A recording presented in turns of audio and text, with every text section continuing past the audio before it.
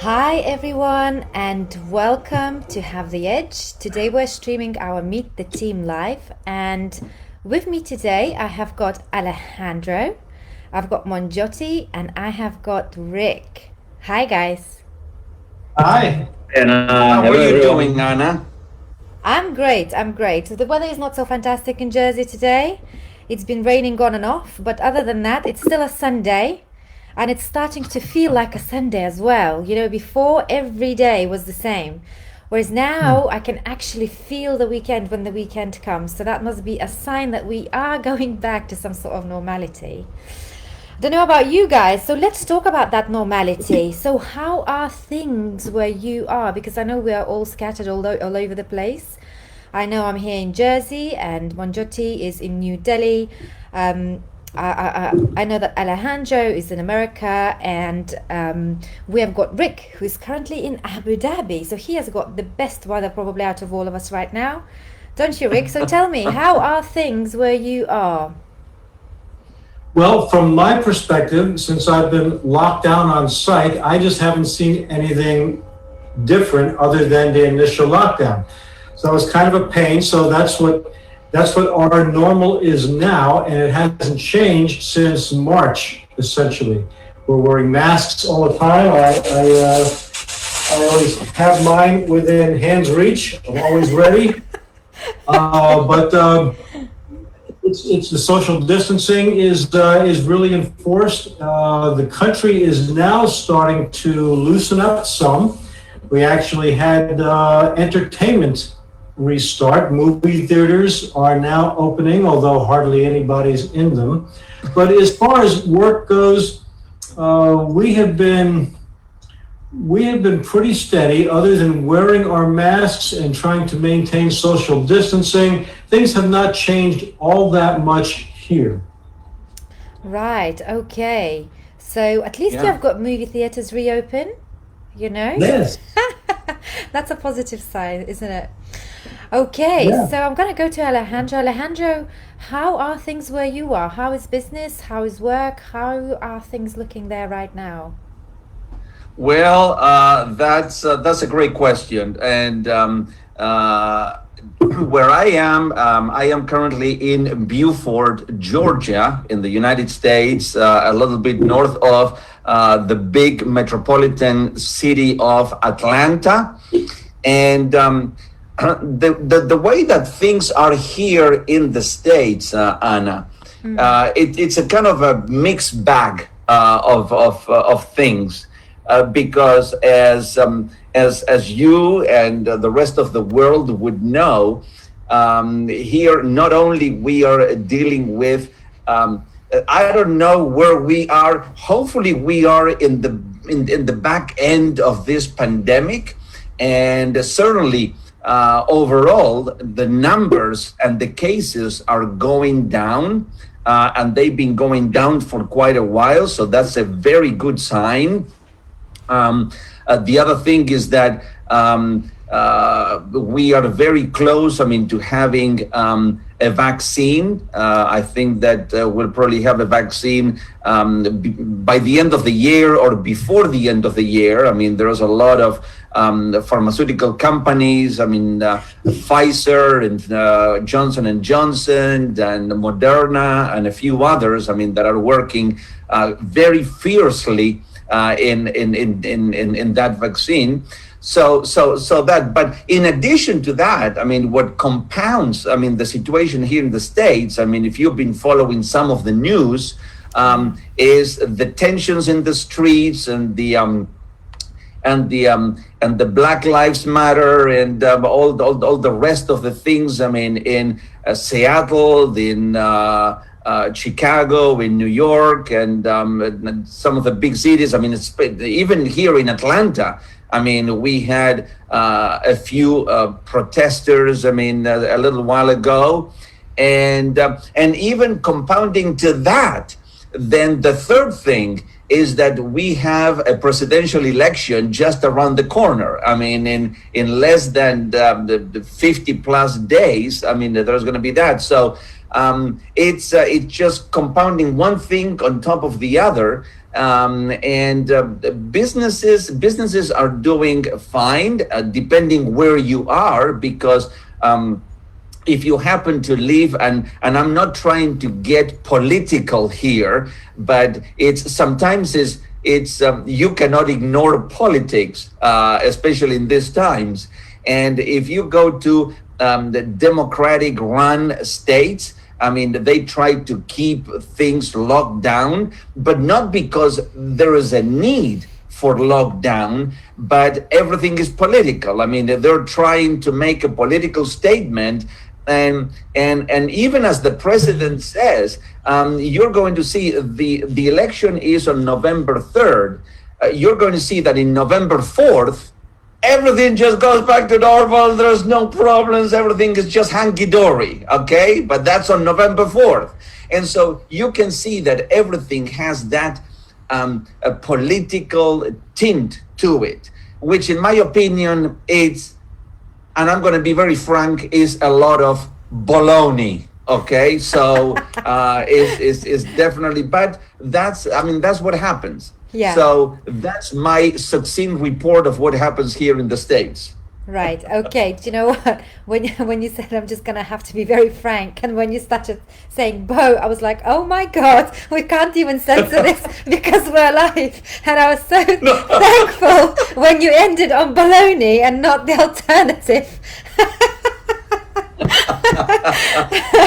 My heart skipped a beat in that moment, but I was very grateful that you used that word. That was your word of choice, so to say, to describe your situation. And I saw Rick as well, because I know you guys from the same area in States, and I know that obviously Rick is in Abu Dhabi temporarily. And I could just see the smile creep up on his face. Do you think that you are better off a little bit being stuck in Abu Dhabi rather than being in America right now, Rick? Probably. All right, guys. So I'm going to go to Monjoti. Monjoti, how are things in New Delhi? How are businesses holding up? How is the economy then? Of course, how is the corona crisis? I mean, corona crisis is still there. It has not subsided, but I think the people's approach to seeing the crisis has changed. I mean, they have embraced the idea of the need to be in peace with the crisis more than before. So the crisis is still there. People are careful, but they're going on with their usual lives and businesses with the precautions and protocols intact. They have embraced the idea of the COVID crisis more now. And with respect to business, because so many of the businesses have been disrupted because of COVID, and it was, of course, a big blow to so many of the individuals and businesses across the globe. But now they have come to terms with the idea that they really have to innovate. They really have to figure out a way to make this situation work for themselves. And being stuck in, in the fact that, if the things were difficult is not going to help. You really have to look for an opening, and that's the only way you're going to come out of this. And I think people have really embraced the idea, and they've really stepped up, and they've moved on with their lives, but of course with the precautions and the mindfulness that needs to go on, as part of the crisis. So I think that's where it is here in India, but it's nowhere close to subsiding. The numbers are still there, but people have embraced the idea, and they have kind of found a way to work around the crisis, because they realize that you need to move on. You have to make peace with the crisis and find a way to work alongside, sort of a thing. So that's pretty much what it is here in New Delhi and most of India, I would say. You know what happens. I mean, I would like to just jump in a little bit on what Monjoti was saying, because I think that it is right. We have, as human beings, we have to make peace with the situation that we are living, and whether we accepted it or not, we have to realize that it is there, and we have to, in a sense, make that situation welcome into the reality of our lives. Now I've been saying it for a pretty long time. I said, then what happened especially here in the States, what happened with the flu? I mean, the regular flu, and people, millions of people died every year of the flu. Now, does anybody complain about it? I mean, do everybody, have demonstrations, outside because of the flu, because of other illnesses that actually kill thousands upon thousands of people every year? I mean, coronary disease, diabetes, the flu, heart disease, all kinds of things. Now, is everybody going crazy because of that? No, they don't. Why? Because they got into the habit that those things happened. That's what we call life. So what is coronavirus different? I really don't know. But that is the craziness of the world that we are living right now.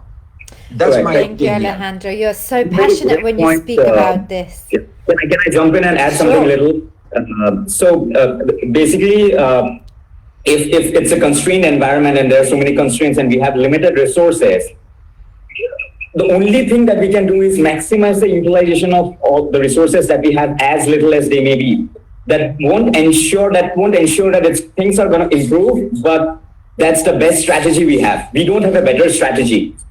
So we are better off utilizing whatever we have in our hand to the best of its potential.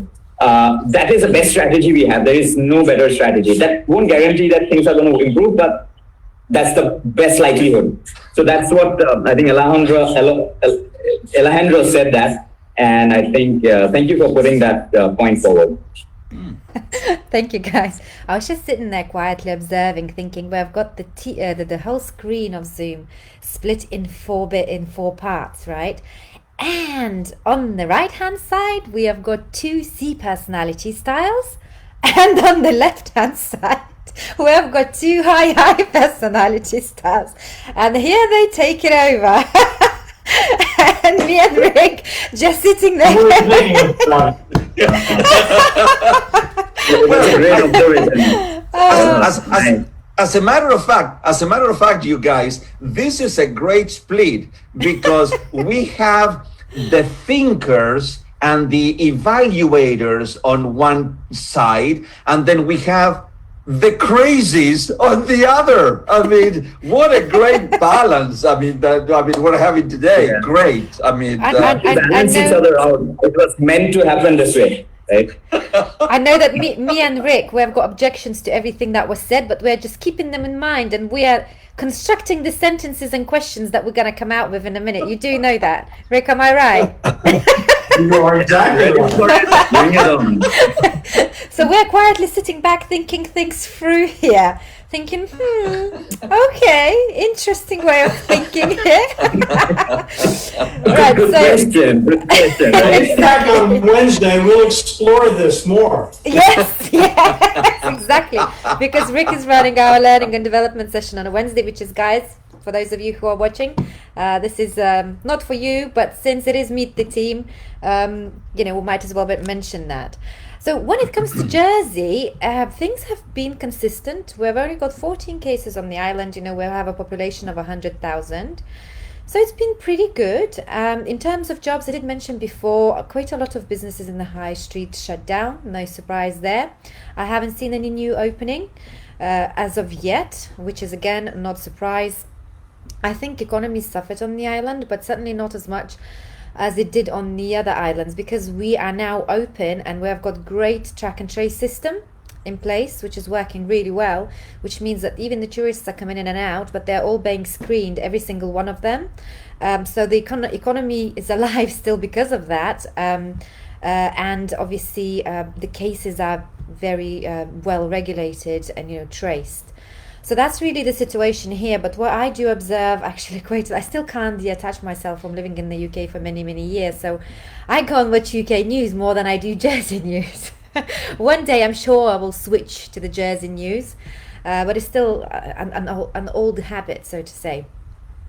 And what I do find is that in the UK, people are now switched into two camps.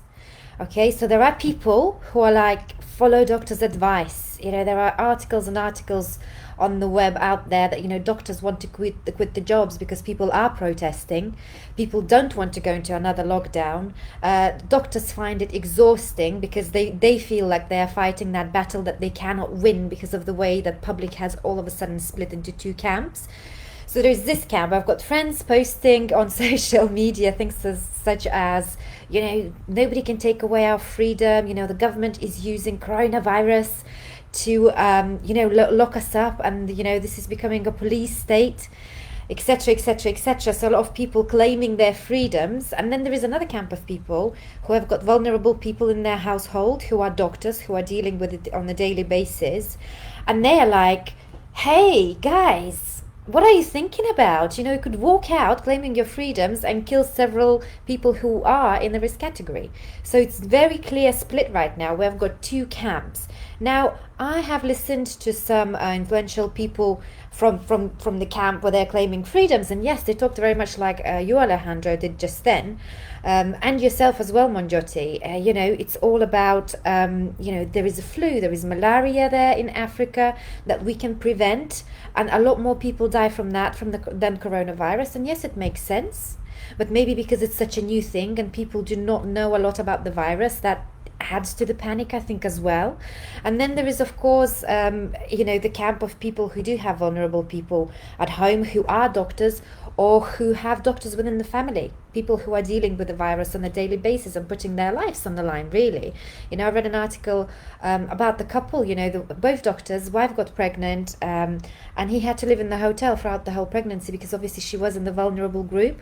So their family has been really stretched, and it's frustrating for them to have that second camp going out there protesting and, you know, potentially prolonging that virus, you know, rather than shortening the span of the pandemic.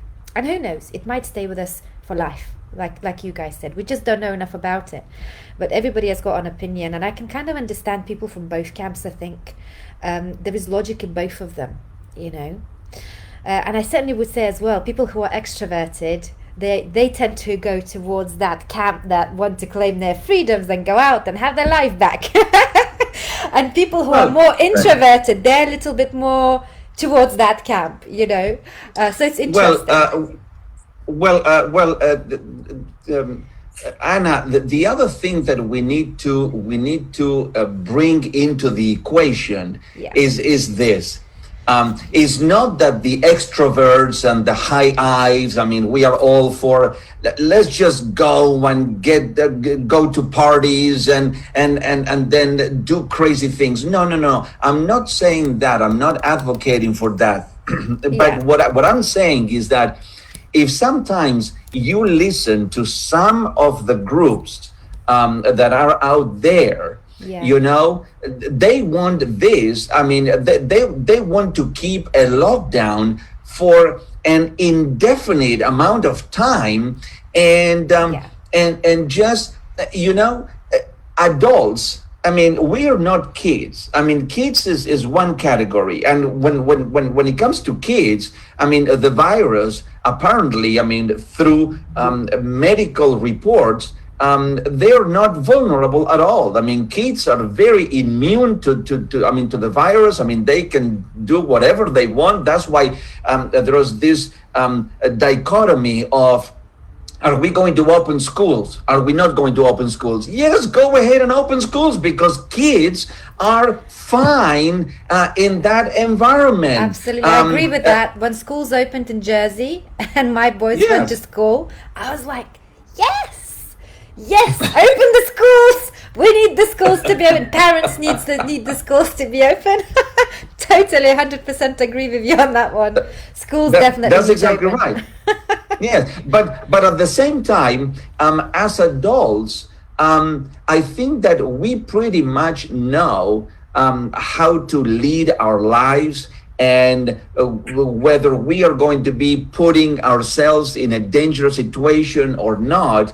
I think that is, we don't need, let's say, we don't need the government to tell us what we can and cannot do, because I think that we have enough brain cells, well, I would say most people have enough I was brain about cells. to say that, yeah. Yes, there are a few that even show up on TV that maybe they lack a lot of brain cells, but Yeah. that's a topic for another conversation. Exactly. We like to, well, but it is prevalent everywhere, and that's kind of one topic that unites all the people. And do you know what I witnessed happening actually during this lockdown? Is whilst we were staying at home, we actually virtually ended up connecting with a lot of people and working with a lot of people and collaborating with a lot of people on various subjects.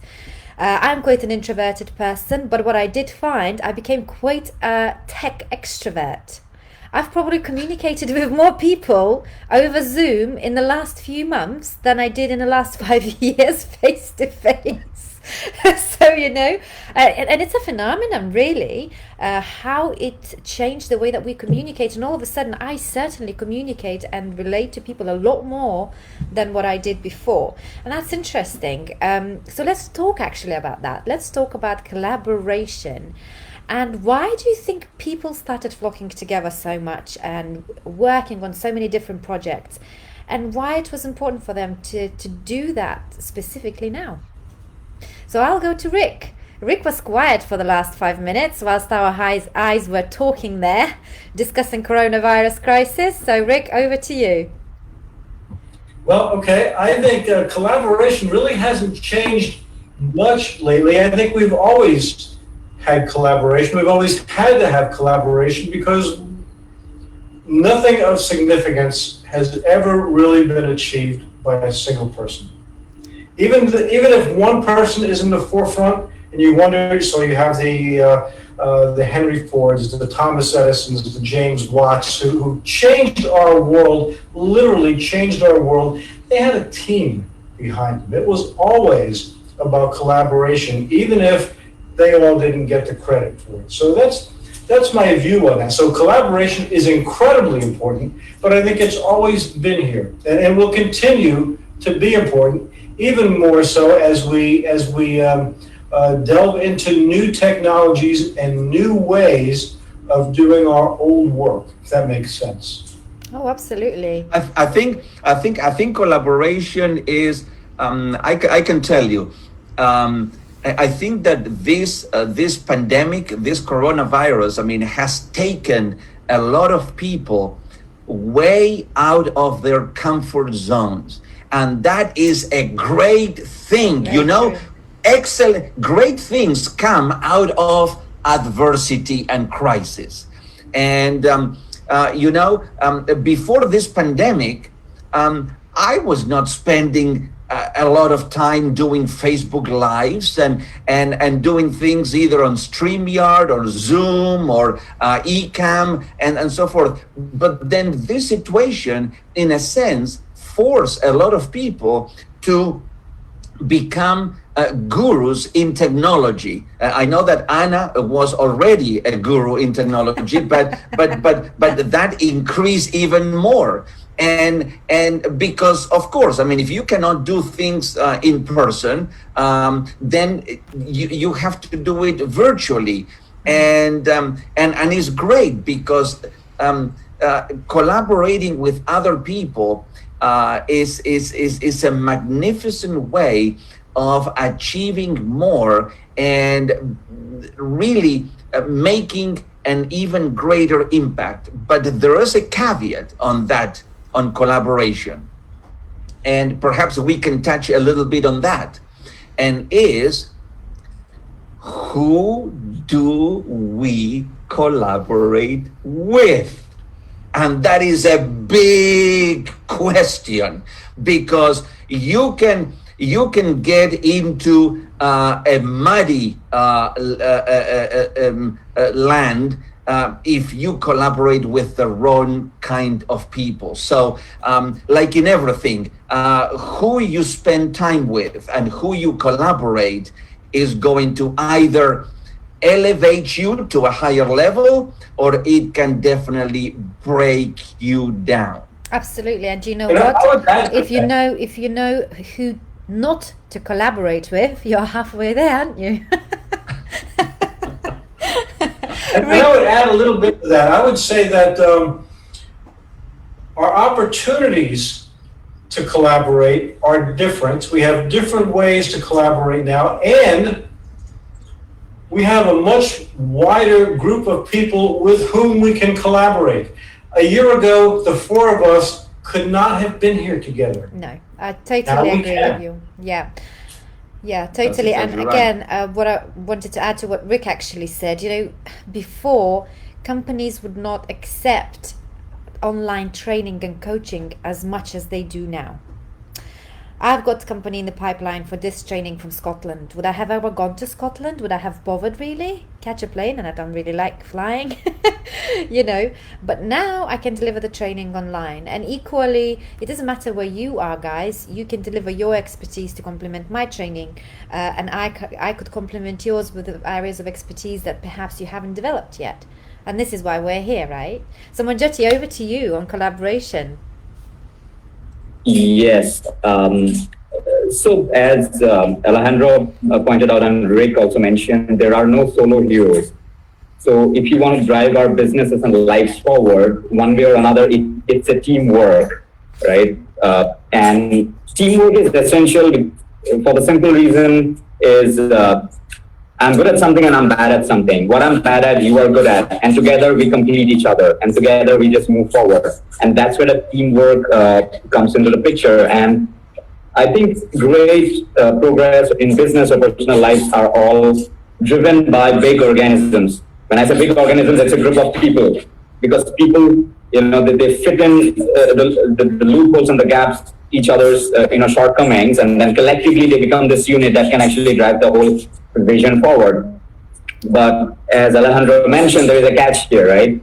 So when we collaborate, we want to synergize our energies and we want to create this whole that is larger than the sum of the individual parts. For example, 1 + 1 should be equal to 3 or 4 or 11 if it's like perfect.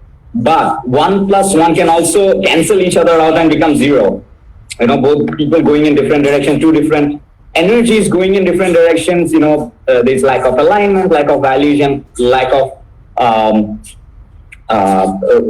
coherence in the collective vision, and then they can cancel each other out very well. So we really have to be careful of who we collaborate with. But I think it's, I think Anna, you rightly said, it can start with the process of elimination, right? They start with, figuring out who you should not collaborate with, and eventually you will arrive at the team or the person who you should be collaborating with. So maybe, finding a right group of people who will actually help you to accomplish your vision or goal might start with the process of elimination, who you shouldn't collaborate with. And then you make progress because every collaboration that doesn't work out inches you forward towards the ideal collaboration. Exactly. Right? It's very much like it's very much like looking for gold.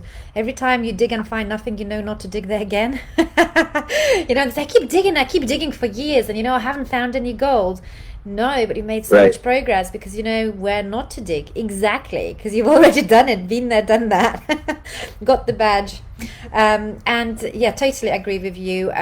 But it would be so great if somebody invented like a monitor where you just know who to work with. Unfortunately, as you said, it's a trial and error. You have to go there to try it and then to eliminate.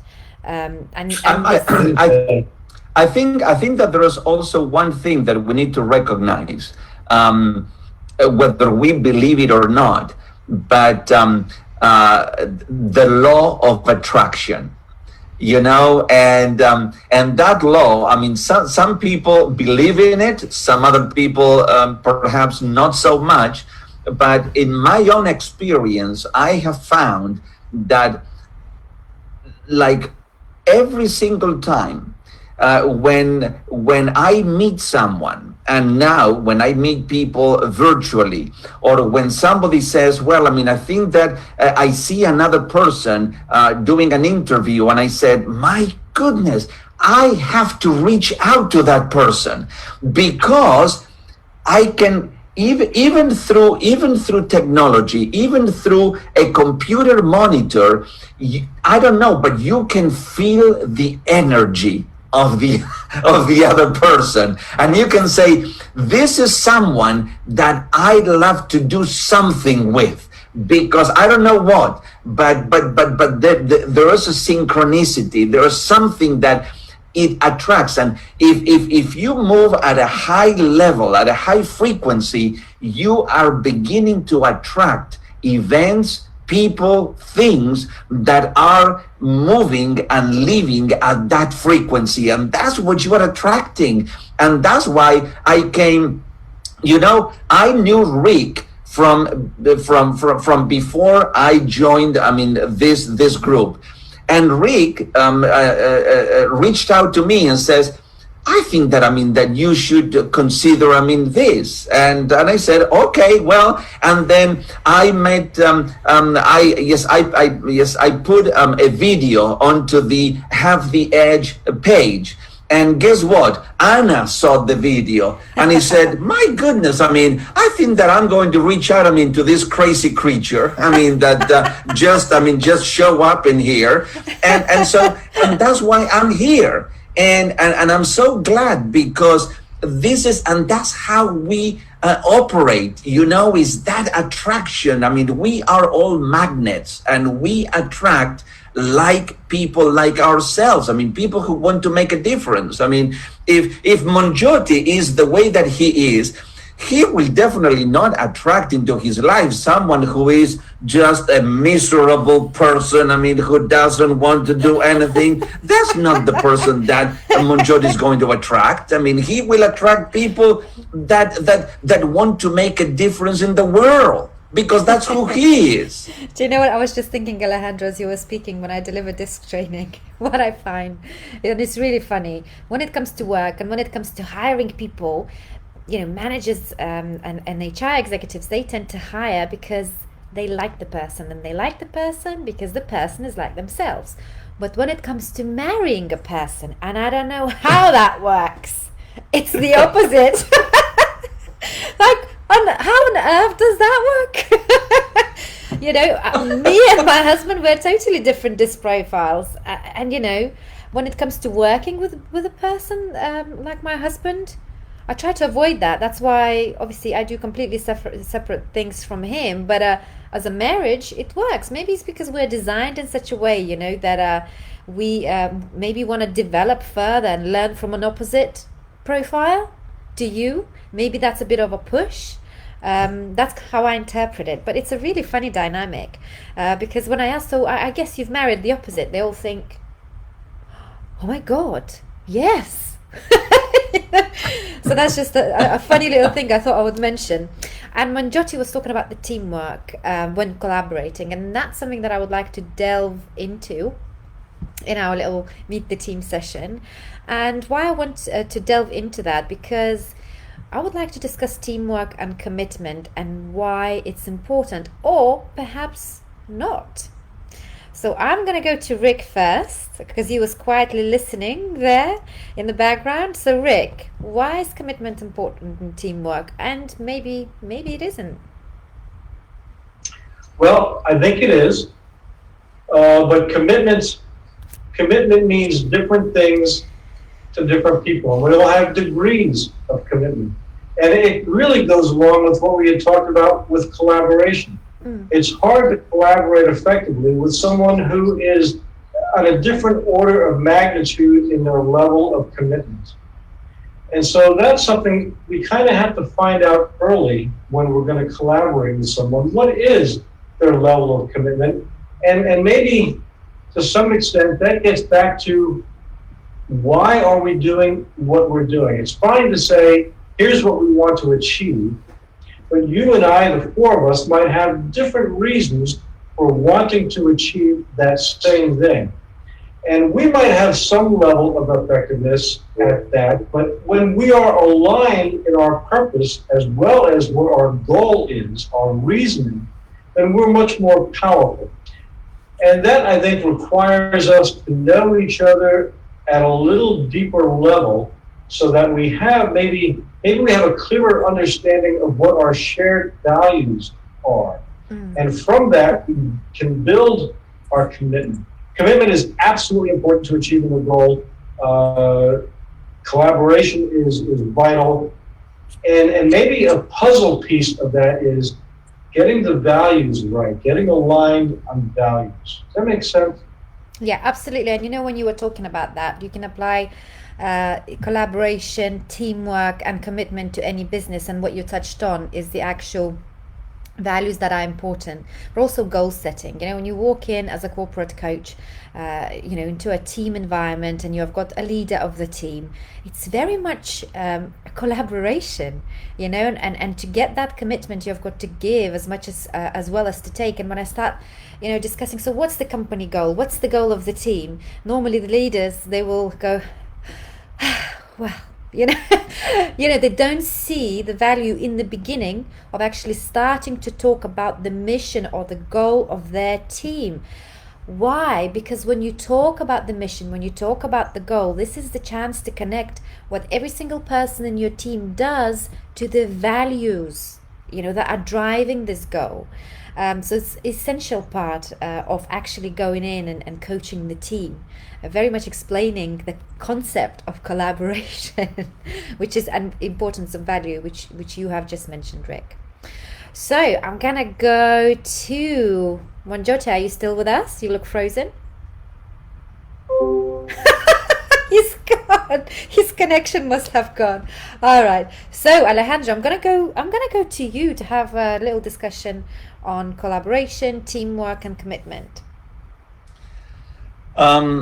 I think that, of course, I mean, if we are going to collaborate with somebody else or with a group of people, then of course there's going to be a team formed. Okay, a team could be a team of 2, or it could be a team of 500 or 1,000. Now, when it comes to collaboration and teamwork, I think that the smaller the number of people, the better, because when you get into team dynamics, the things that happen within a team, the smaller the number of people in that team, the better we can handle those dynamics. And when it comes to commitment, I think that, and I understand what Rick said, and I agree 100% with what Rick said, but commitment, there is Monjote joining us again, or trying to join us. There he is. Welcome back, Monjote. I'm so sorry. I didn't see that coming, but I'm glad I'm back. I hope I didn't miss anything. No, you're good. Did Alejandro reveal something revolutionary that I missed out in the last couple of minutes? Well, Alejandro spoke for a minute. You missed a lot, man. Oh my God.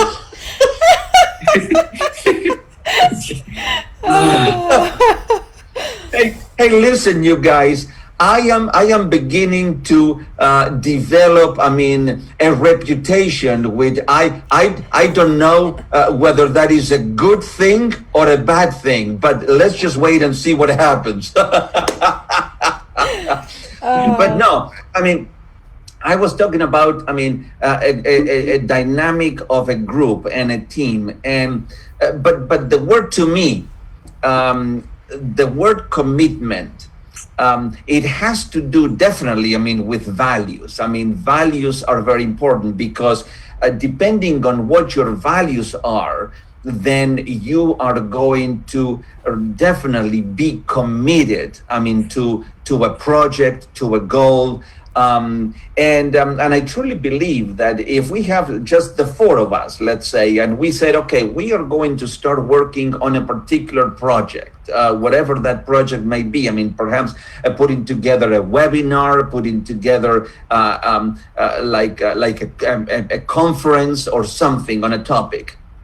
And then out of the 4 of us, then 3 people, you can see them that they're working, they're diligent, I mean, they're contributing and so forth. And 1 is just sitting on the bleachers. I mean, watching the breeze and watching the things, the boats go by, and you try to reach them. And whenever you have a Zoom meeting, I mean, like a brainstorming meeting, I mean, that person doesn't show up and doesn't contribute, then you're going to see that there is a weak link in a team. I mean, that dynamic is not working because not everybody's pulling the cart in the right direction.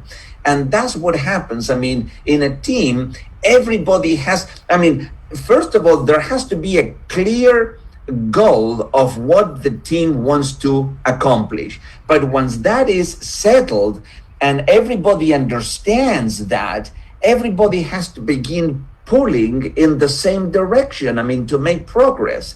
If two go one direction and two go in an opposite direction, then we are not making progress. I mean, we are just being stagnant.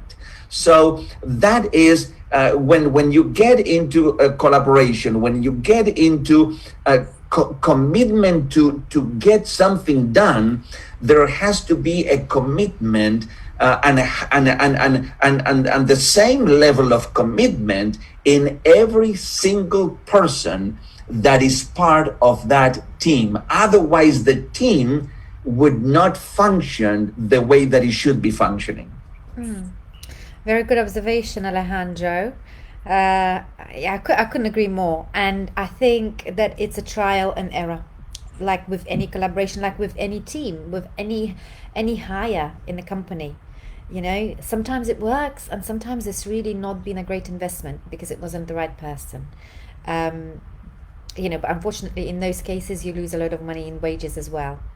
so it's a little bit worse in that case. So Monjotu, what do you think in terms of collaboration? And I was actually asked you to go ahead and share your thoughts, and then you just went dropped off. Right. Yeah. So I didn't see that coming. Probably we needed Alejandro's opinion, and then probably I can add something on top of that. Yeah, so I think commitment is a fundamental ingredient that is required to produce results, right? And if we are really digging deep, we will see that so many of the pain points that we have in our life, be it personal or professional, if you dig a little deeper, when you backtrack, you find that most of the things actually emerge from a lack of commitment in somebody, right? So commitment really frees you up at many levels because you commit to a result, and when you produce results, it's liberating, and it actually enables you to progress. It enables you to work together and accomplish things and serve the community and ourselves and families and all those things. And another word for commitment might be, this is a phrase that is coined by this person from military. He's a motivational speaker. Discipline, it's discipline, and discipline equals to freedom. So discipline sounds like restriction. When we talk about discipline, we cringe, right? Because it's like restriction. It's like, we have to stop doing so many things. But essentially, when you align your mental, emotional faculty, towards a particular direction, and you create a structure and system around it, it actually frees you up.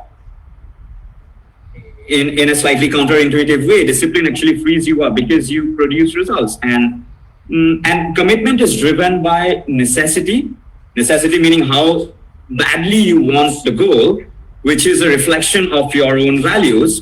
So when we talk about commitment as a team, I think the values have to be aligned because those values are narrowing down on the same goal. So value alignment will create the same goal, and that will drive a similar level of necessity for all the individuals, and that will drive a similar level of commitment. And collectively, if committed individuals in a team will drive even more results. So I think collaboration and commitment is a way to, collapse a timeline and accomplish more quickly, because what we are doing, we're actually synergizing multiple skill sets and multiple individuals, the core skill sets of multiple individuals, are bringing them together in a synergetic manner, and then we are creating this explosive surge of progress or realization of a vision or service. And I think both are critical ingredients to drive progress. I was I actually think listening that to there's you, also- Marjorie. Go ahead, Alejandro. Yes, I think that there's also one thing that that we need to also point out, and is the fact that when we are collaborating in a team, let's say just the four of us, okay, as an illustration, you have, because in any team there's going to be perhaps a team leader, okay, and that when it comes, I mean, to leadership. Now, if we see that there's one person out of the four that is not actually pulling with the same intensity as the others, as the other members, then the question for the leader is this: how long are we going to keep this situation going with a person that is not actually a contributor to the mission and to the goal of the team? Because if we let that person or those people stay there for a very long time, they can have a very adverse effect on the whole team. And that is not, that has been proven. I mean, you can bring the morale down of a team by just a few people or one person that is not part of that team and part of the value of the team and what the team wants to do. So then basically, in a sense, I mean, how long are we going to let someone who is not a contributor to the effectiveness of the team, and when are we going to just make a decision and say, well, we're going to kick that person out, and then we are going to either replace that person or keep moving with one person less? Yeah, that's a very good point, and that's a good question as well, that we could have a total discussion on. And you know what's interesting as well? Just like as a side question, and I know we're coming close to an hour, but it's just kind of popped in my head as well. What would you say is the motivation behind people not contributing to actually still stay? You know, I call them, again, I'll come back to the DISC training. I call them actively disengaged in teams and workplaces. And they're the people who, you know, moan about their company, and they say how horrible it is, and they say they're going to leave. But they don't. You know, you come back 2 years later and that person is still there and still moaning. You know, my question is, when do you yourself sort of realize, when do you just go, right, I just need to make a change, this is not the right environment for me, you know, or perhaps, you know, I can't contribute a lot of time, you know, so when do you know, what's the psychology behind the person staying when they are completely disengaged? Any thoughts? The psychology of the person who stays, or the psychology of the manager who lets them stay? No, well, the psychology of the manager, that's a very good question and very real one. But on the flip side, that's what I thought about as a continuation. No, the person who stays, who's actively disengaged, but just stays there.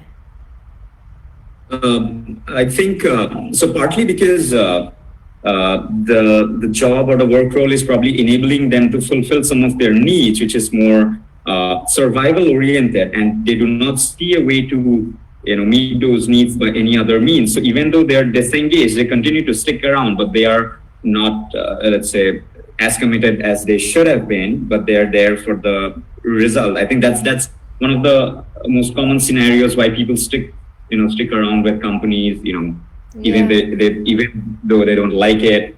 But I think in such a situation, so what I have come to realize is we are all creative human beings, and we can always flip a situation in some way, in some direction, and actually turn it around in our favor in a way that it aligns with some of our value. So for example, in my case, I see any activity in the world, anything whatsoever, as an exercise in discipline. It's an opportunity to make myself better. For example, you know, I might be in a constrained situation where I cannot really quit something that I'm part of, and it's not really aligned with my values. So what I will do is I will actually, perceive that same scenario in a way that it actually fulfills one of my values, which is basically discipline, right? Discipline ties in with almost any activity in the world. So the individual can get creative in terms of framing that reality and twisting and turning it in his head and try to extract some advantage out of that, which is not direct, it's indirect. I mean, you have to go a little creative around it. Find some driving, motivating factor. Maybe it could be just, I'm going to use this job as an exercise in discipline or to practice some virtue. I'm going to learn patience, right? Because if you flip anything that's difficult, you learn some kind of a virtue, which will come in handy in future. So when you actually broaden your perspective a little more, you can actually use a situation like that in your favor to some extent. Yeah. Can I ask Rick actually the question about the manager's psychology as well? Because he said, so which one is it? Is it the person who's staying, or is it the person who is the manager who allows that person to stay? So let's talk about the manager now, Rick, because you are the one who kind of framed the question there. Yeah. For me, the common element I see for both the employee and the manager, they're both seeking the path of the least resistance. That's So that's very true. The manager is probably far easier to allow that person to hang on, essentially ignore them, let them do their thing and avoid the conflict of having to improve the situation. For the employee, it's avoiding the conflict of, having to go find a new job and getting reacclimated into a new organization, which they probably aren't going to like any better anyway. So to me, that's what the focus on, the path of the least resistance aspect. That's what I see in the comment. Yeah. And that is actually, I mean, when it comes, I mean, from the perspective of the manager, not having to make a decision with regards, I mean, to a particular employee, I think that shows a lack of leadership in the part of that manager, because what leadership ought to happen is that, well, I mean, you're not a functioning part of the group. I mean, you are being like a passive spectator as opposed to an actual doer of things, and then we cannot have that situation. So either you get to the act together, and perhaps you give a little bit of time to see if there is a change, but if after given that opportunity there is no change, then the manager and the leader has to make a decision, because if he doesn't or if she doesn't, then that shows not only a bad situation on the employee side, but a very poor leadership situation on the manager side. Yes, totally agree. So I would like to add on something. So it's also about having the difficult conversation I was about to say at that. the right time, before time, right? Before it's too late. Because at times what happens, and this happens very, very frequently, I guess, especially early on in our career, we are in the job because we identify with the identity of a person who is in that position, versus the work rule being aligned with our values, which leads to a particular objective that is worthwhile for us. Because that clarification happens down the line. But usually, typically what happens is we are drawn to the fancy interpretations of job roles and the salary and the things like that. And we let that be a deciding factor for whether we should work somewhere. But eventually the value aspect will catch up with you, no matter how much you try to avoid it, right? Yeah. When you start working, eventually it'll catch up with you. So That's right. how good you are at having the difficult and uncomfortable conversation, either with yourself or with your manager or both, the earlier you do it and the honest you are, quicker you're going to get out of it, or you're going to fix it in a manner that it's going to work for you. I think that'll be my 5 cents. Do you know what? Yes, when you said that, I thought I really wanted to close off this live talking about the difficult conversations. And again, it's not as black and white. We're talking of very generic. There might be relationships involved. There might be something else involved. Families might be involved. Amount of times I've seen the cousins working, for the business, or daughters and sons, and they're doing rubbish job. So no wonder the coach is in there, so there is sometimes a lot more than just looking at it as generically as we do, and there could be many nuances there, and difficult conversations, not just for an employee or a team member to have with a manager, but also for the manager or the leader to have it back with them as well. I think timing is important, in all circumstances, particularly if employee or team member is going through something. You have to take into account their emotional state as well. So there is loads and loads and loads, but what I was remembering, and I don't know, guys, if we were working together at the time, actually, if all of you were in the group, but one very unsuccessful and very direct conversation happened in the group, very open conversation happened in the group, and that person had to be taken off the group. We won't mention names, but that was a very direct and very much like nipping it in the bud.